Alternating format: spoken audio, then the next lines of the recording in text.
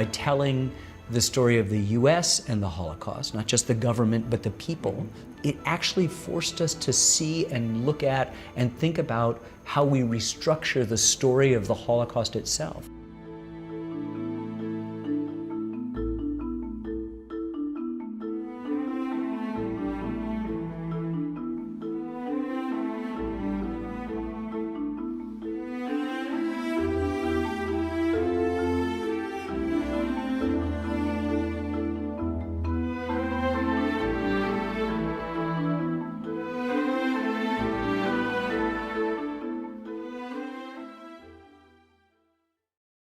Hello and welcome to Washington Post Live. I'm Frances Stead Sellers, a senior writer here at the Post.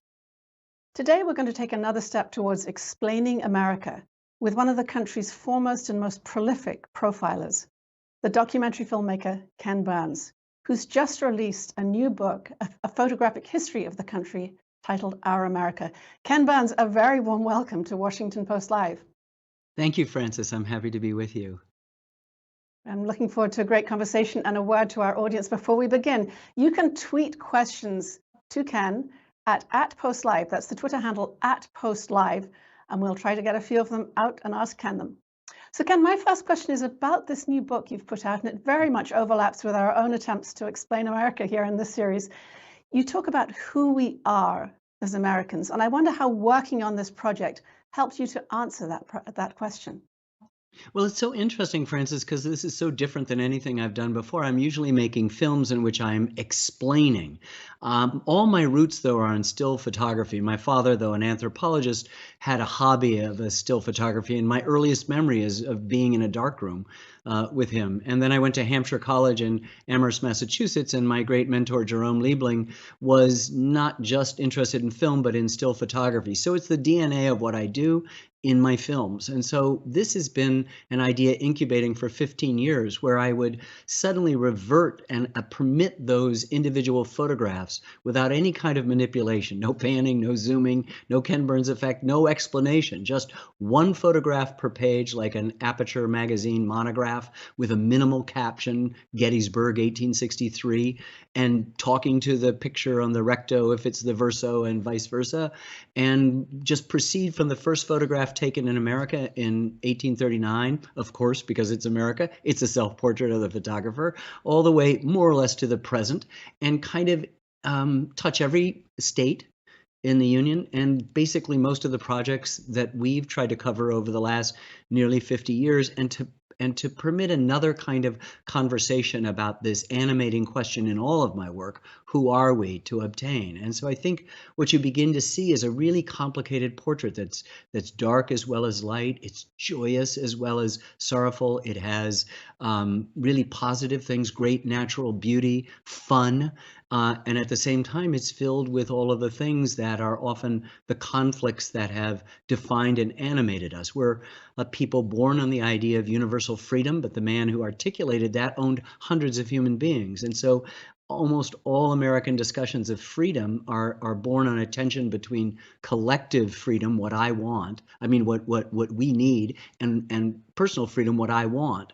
And then, of course, there's always the question of race and Native peoples and immigrants that are pushing at the corners of the official kind of authorized version of who we are. And the book was an attempt to try to break down some silos and place it all together. Of course, it's not our America, it's my America, and it's kind of presumptuous to do that. But I think in a period of division, if we can realize, I've been making films about the US for 50 years, but I've also been making films about us. And what I've understood finally, maybe it took me too many decades to get it, is there's only us and no them. And whenever anyone tells you them, you need to run away. So this is an attempt to show all of us with no them present. So, I'm an immigrant. I wasn't born an American. I took a citizenship test and became an American. And I think having that perspective makes you think very hard about what it means to become an American. And I'd love to have your thoughts. What would you have said to the former me? What do you say to immigrants today about it? What it means to be an American? Well, I think there's an essential privilege there. This was the first time in human history that people decided that you could govern yourself, and that great energies, higher emotions, the founders called it, would be released. That's what the pursuit of happiness is. It's not looking for material things, it's lifelong learning. And Jefferson himself, for all his flaws and contradictions, understands that this requires a kind of effort and vigilance.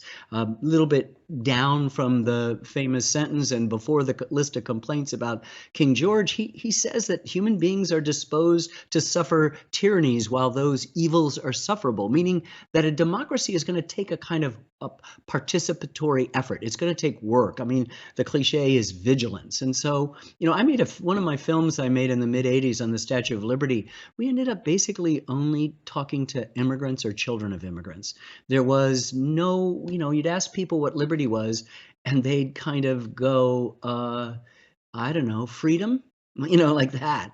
And yet, if you talk to Jerzy Kosinski, or you talk to Mario Cuomo, whose parents came from Italy, if you talk to other people, you got a much richer and fuller sense of this potentiality of the United States, and how much those of us who are used to it take it for granted. And that's where, at times like this, a major crisis in our history, where the obvious things that survived the three previous great crises, Civil War, Depression, and the Second World War, that is to say, free and fair elections, the peaceful transfer of power, the independence of the judiciary, are all up for grabs and in question, and seemed eroded. And our most recent film, called The U.S. and the Holocaust, chronicles the way in which the ideas, the pernicious ideas of fascism and anti-Semitism and nativism and xenophobia and racism and anti-indigenous people attitudes travels without a passport,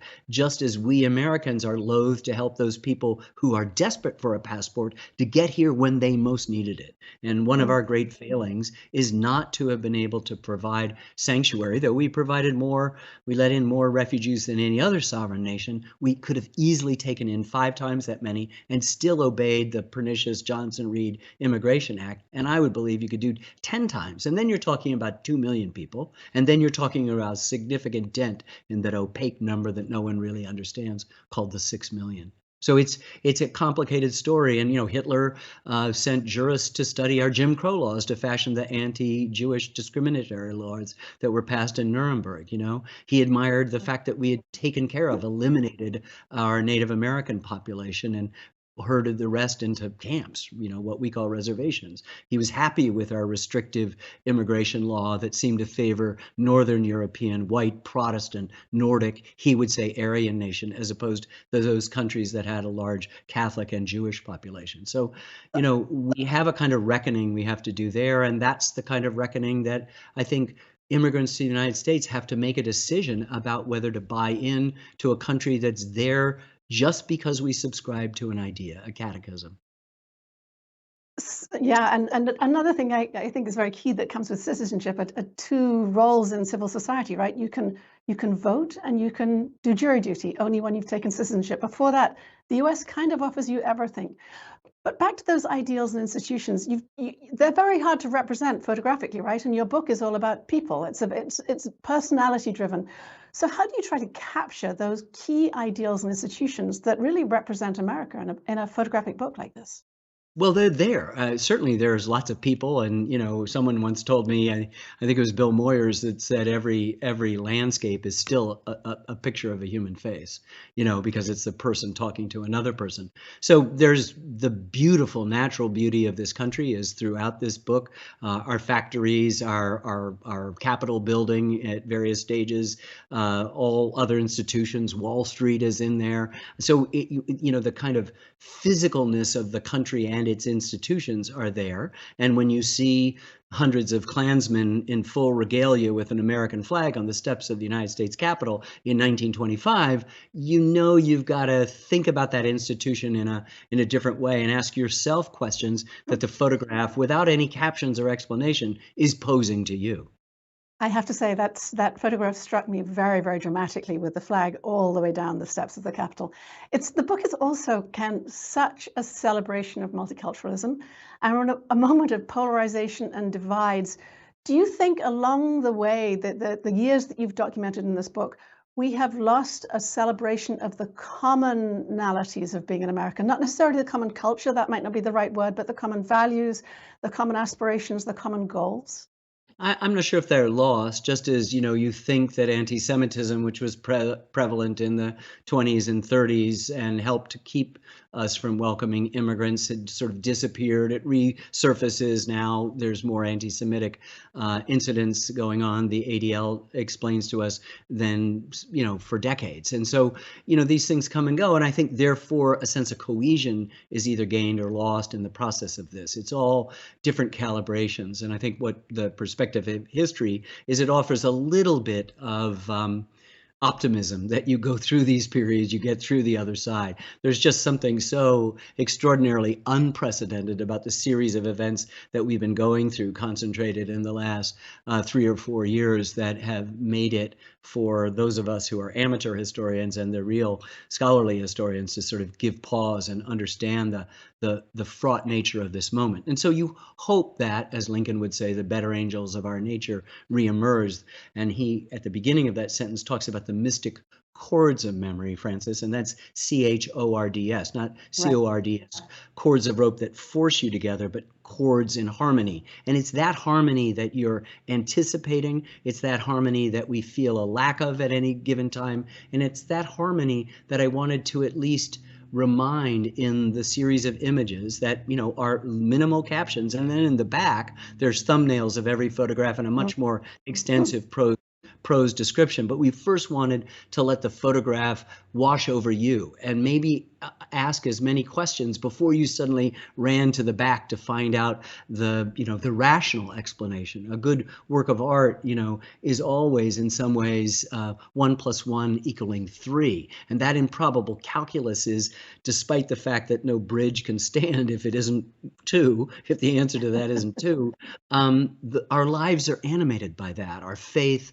our art, our work, even our rationalism depends on something where the whole is greater than the sum of the parts. And I think in the set of these photographs, each individual one speaks a lot. We say the cliche is that a picture is worth 1,000 words. And I say in the introduction that maybe with the gazillion of inattentive photographs taken today, that's been devalued. Maybe it's 500, maybe it's 250. But the attempt of the book was to return full value, all 1,000 words to the photograph.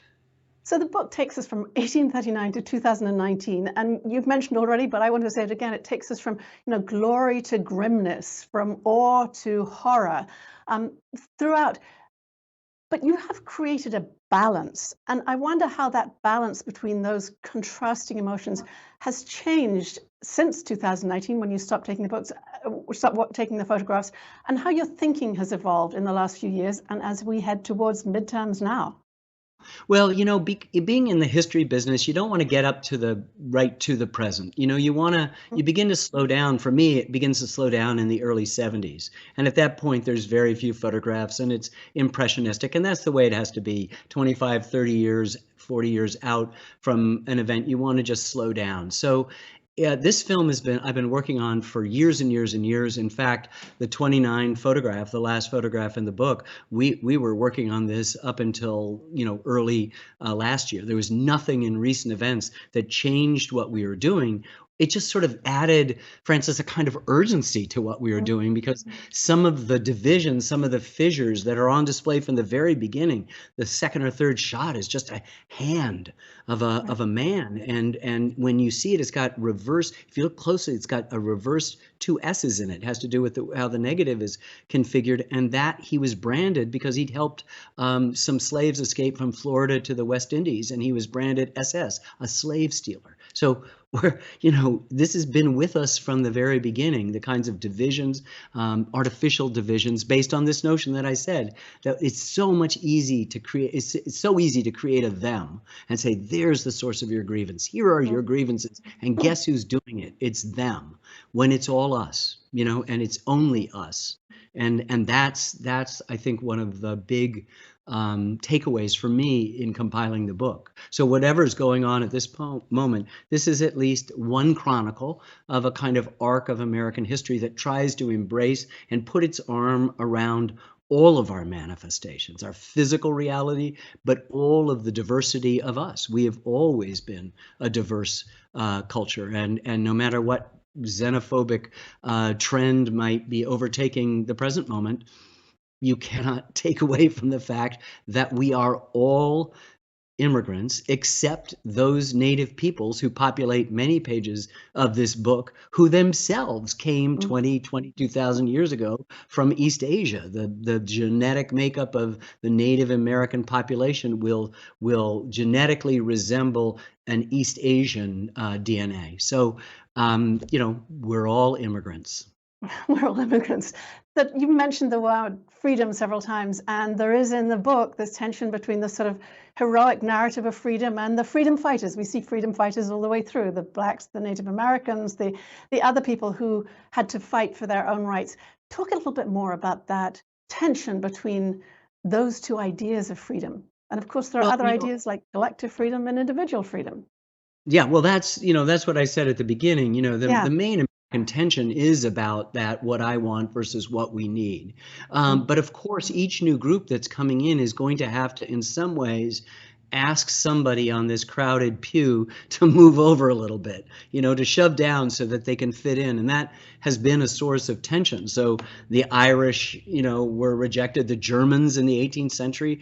My last film before this one was on Benjamin Franklin. He was complaining, Hitler would be rolling in his grave, about the swarthy Germans that were interrupting the lovely white and red. He was already fetishizing and romanticizing Native Americans, even as we were dispossessing them of their land, him included, looking to make a mint on land deals in the Ohio Valley. And one of the things that radicalized him is that Britain cut off speculation on the other side of the Appalachian. So there's always these tensions, and each group, and then once you're assimilated a generation or two, you find yourself, unhappy that the new group is coming in. In fact, American Jews who'd been around in the United States since the 17th and 18th century and in the 19th century were aghast at these new, much poorer Jews that were coming in from Central and Eastern Europe, and said they gnaw the bones of old centuries. We are really Americans. And you find even in the polls during the 1930s that people who wanted to limit immigration, 25% of American Jews wanted to. So this is always a tension with us, no matter what it is. The new us has a hard time coming in until passage of time, and then there's somebody else that you're now worried about. I want to ask you more about race, and I want to read to you a sentence that you write in the introduction to your new book. You say the Black experience in the United States underscores in ways particular and all-encompassing our great promise and great failing. Talk to us about those two words, the great promise and the great failing, and how they can continue now. Well, the scholar Gerald Early, who's appeared in a few of my films, said to me when we were working on jazz that African Americans have the peculiar experience of being unfree in a free land, and that allows them to improvise more than anything. So here we are, founded on a catechism. We know exactly when we were born, and we know what we agreed to become. Philadelphia, July 4th, 1776, and we know that sentence. We hold these truths to be self-evident that all men are created equal. You stop about a third of the way through that sentence, and you have to stop because the guy who wrote those words owned hundreds of human beings and didn't see the contradiction, didn't see the hypocrisy, and more importantly, never saw fit in his lifetime to free any of those human beings. And so I think set America, both symbolically and actually set America off with this divide, that the freedom was extended to those people that they thought were worthy of it. In fact, you were not. Women had zero rights. They were considered incompetent to serve on a jury or to testify in a court. If they married with wealth to somebody else, that wealth immediately became the husband. If they left an abusive relationship, they left with the clothes on their back, not the children that they bore or the material property they brought. All of that has been an ongoing struggle. So there is the promise and there is the failing. And what's so good in the end about Jefferson's words is that they are aspirational, and that we are, as just as much as he says we are in pursuit of happiness. That's the key word, is pursuit, not happiness itself. it's pursuit. And so I think we are a nation in the process of becoming. And that's an important thing, that as long as we're continually expanding what that word, all men are created equal, means, then we're okay. Because it meant all white men of property free of debt. It doesn't mean that anymore. It's a lot bigger. I want to talk to you now. You raised the most recent film you've done on the Holocaust, and you actually pushed up the date of its production because you saw so many parallels between the period of the Holocaust and now. I'd love to play a little bit from that film so we can all look at it together, and then we'll talk a little bit about the resonance that film has today. One of the stories we tell ourselves is that we're a land of immigrants. But in moments of crisis, it becomes very hard for us to live up to those stories. The U.S. and the Holocaust, a 6-hour documentary presented over 3 nights, shifts the focus to make this an American story as well, one that raises troubling questions of this country's history and actions. So this film is not just about the Holocaust in Germany, it's really about America. It's about America's role in many ways. Did you know that you were going to do that going into doing this film, or was that something that evolved as you learned more and more about the relationship across the Atlantic? Well, first of all, let me say that the United States bears no responsibility for the Holocaust. Right. None. And in fact, we are the principal agent for the end of the Second World War, and we also let in more people, as I said, than any other sovereign nation. Having said that, we didn't do enough. This was a film always designed to be about the U.S., kind of narrowing the focus, what we did and what we didn't do, what we should have done, what we knew, when we knew it, what we didn't know, what we should have known, all of those sorts of things, and to kind of have a reckoning in that. But it was also, Frances, literally, we realized as we were doing it, it is about the Holocaust, and we had to reconfigure it and re-see it and we represent the actual Holocaust so that we could have this kind of alternating current, if you will, of being in the United States and then going and finding out what happened. And in that strange discipline, the specifics of this particular story, the U.S. and the Holocaust, I think we were able to reimagine and represent the actual Holocaust itself, separate from whatever Americans were doing or not doing,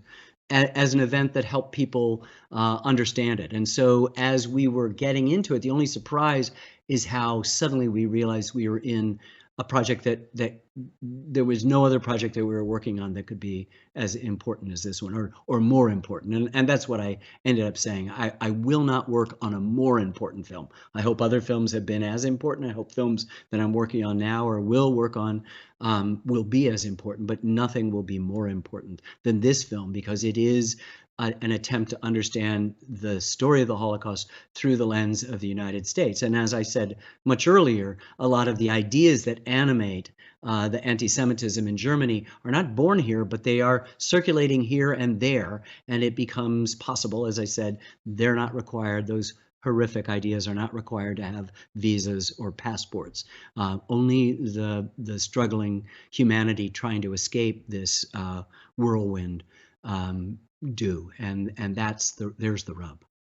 So you have made this point many times since making this film about the resonance that making that film has today, the ideas that were prevalent then, and that I guess you see today. Can you talk to us, and for viewers who haven't seen the film, describe to us why that pre-war period was so important for you in thinking about today?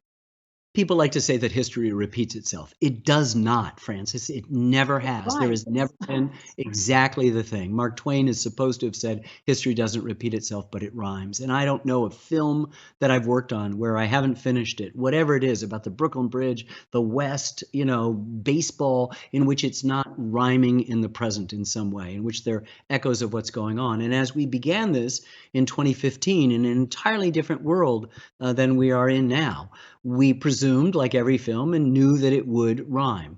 What we didn't realize was how much every sentence was beginning to rhyme as we worked our way through the editing. And about a year and a half ago, I said to my co-directors, Lynn Novick and Sarah Botstein, we got to move this up. It was going to be comfortably next year in 23. And I said, no, we need to be part of a conversation, because we're now rhyming in every sort of sentence of the script, in every moment and scene of the story that we are trying to tell. And I think more importantly, the way we set the table in the first episode of the 3 episodes, dealing with our anti-immigrant, our xenophobic, our nativist, our racist, our anti-Semitic past, the eugenics, this fascination with the pseudoscience which would attempt to delineate a hierarchy of races when, of course, there's only one race, the human race. All of the things that contributed to our inability to act out the best version of ourselves with regard to those people seeking to flee Nazi horror. We couldn't just end when the pernicious Johnson-Reed Immigration Act was changed and replaced in 1965 by an act that Lyndon Johnson put through as part of the Great Society, and created some more problems, but basically helped the pernicious quota system to go away and disappear. And so we just needed to go past that. And in the last few minutes of the film, we bring us right up to, for me, right up to the present in a kind of untethered montage that realizes that the fragility of civilization and institutions are as present now as they were back then. And as the writer Daniel Mendelsohn says poignantly, it doesn't mean we're going to do that. But if somebody decides that the conventions are changed, he said, and that we can kill grandmothers on Saturday and go to church on Sunday, be careful and don't kid yourself. These are not some different kind of people in those sepia tone photographs. They're people like us, the waiter at the table, at the dry cleaner, your neighbor, and that was an important point to kind of make, that things are happening. There's a moment in the film when the great Holocaust scholar Deborah Lipstadt says, the time to stop a genocide is before it happens, to which I added, the time to save a democracy is before it's lost. And I think in some ways the acceleration of our production, we didn't skimp on anything, we just worked harder to get it out, allowed us to be part of a conversation this fall as we contemplate whither the United States. Who are we? What do we value? Small d democracy and small r republic as well, both things that we're thinking about hard. I want to bring you right up to date with the last question. We had President Biden yesterday talking about the danger of election deniers, saying it was unprecedented. Former President Obama was in Arizona also saying that democracy may not survive in Arizona if election deniers are elected. Are we really in uncharted waters? And what does this moment make you think about the future for the United States?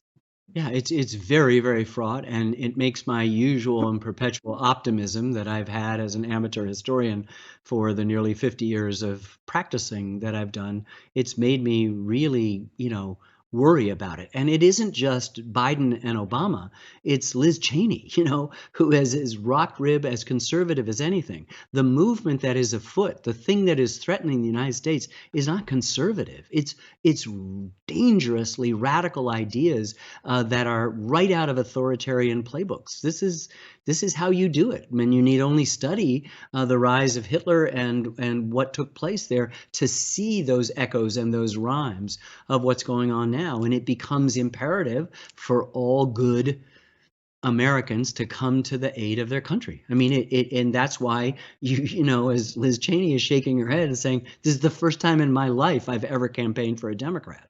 It's because there are enough people in the Republican Party, an overwhelming number of people in the Republican Party that do not believe in the freest and fairest election we've ever had, that are willing to put in those election deniers into important positions in the oversight of elections that could then arbitrarily just change the elections if who they wanted in didn't come in. This is completely un-American. It is authoritarian, and that they believe that the opposing party isn't just somebody with whom they have differences of ideological, but they are in fact evil. They are the killer and the kidnappers and the pederasts of children, and that this is what we've come down to. That's a very, very worrisome moment. So if anybody's on the fence and just thinking it's about the economy, stupid, it's not. It's about the democracy, small d democracy.